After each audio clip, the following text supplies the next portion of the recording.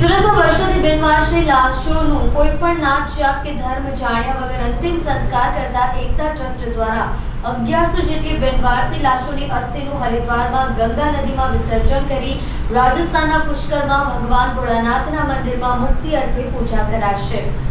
સુરતમાં વર્ષોથી બિનવારસી લાશોના અંતિમ સંસ્કાર કરતી એકતા ટ્રસ્ટની ટીમ દ્વારા મોક્ષ યાત્રા એટલે કે અસ્થિ યાત્રા કાઢનાર છે।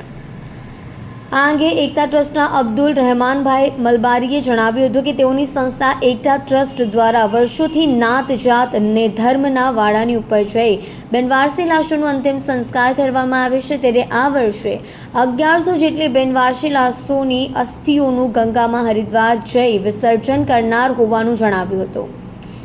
એકતા ટ્રસ્ટના અબ્દુલભાઈ મલબારીએ જણાવ્યું હતું કે એકતા ટ્રસ્ટ દ્વારા 28મી ઓગસ્ટ બુધવારના રોજ સુરતથી ટ્રેન મારફતે પહેલાં હરિદ્વાર જવાશે અને જ્યાં પવિત્ર ગંગા નદીમાં અસ્થિઓ પધરાવાશે અને ત્યારબાદ રાજસ્થાનના પુષ્કર ખાતે ભગવાન ભોળાનાથના મંદિરે જઈ બિનવારસી લાશોની મુક્તિ અર્થે પૂજા વિધિ કરાશે। આ અંગે વધુ માહિતી એકતા ટ્રસ્ટના અબ્દુલભાઈ મલબારીએ આપી હતી।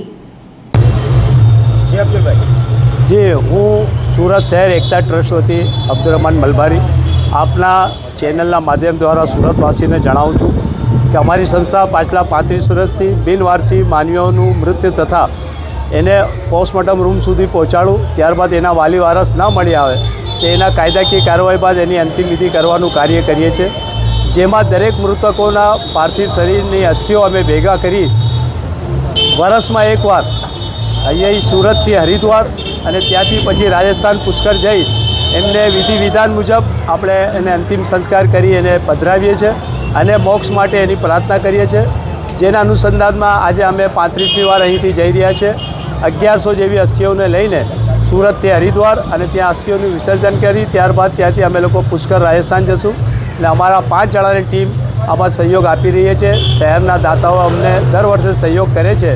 ધર્મેશભાઈ ગામી અમને હંમેશા હિંમત આપવા માટે અહીં આવે છે ને હું સુરતવાસીઓને આ માટે ખૂબ ખૂબ અભિનંદન પાઠવું છું કે એમના સહયોગથી અમે આ કાર્ય કરી શકીએ છીએ। કેટલો દિવસનો પ્રવાસ છે અને ખર્ચો કેટલાનો? અમારો 5 દિવસનો પ્રવાસ છે અને 60,000ની આસપાસ એનો ખર્ચો થાય છે। આવવા જવાનો અને પૂજા અર્ચનાનો ટ્રાવેલિંગનો બધો ખર્ચો થાય છે।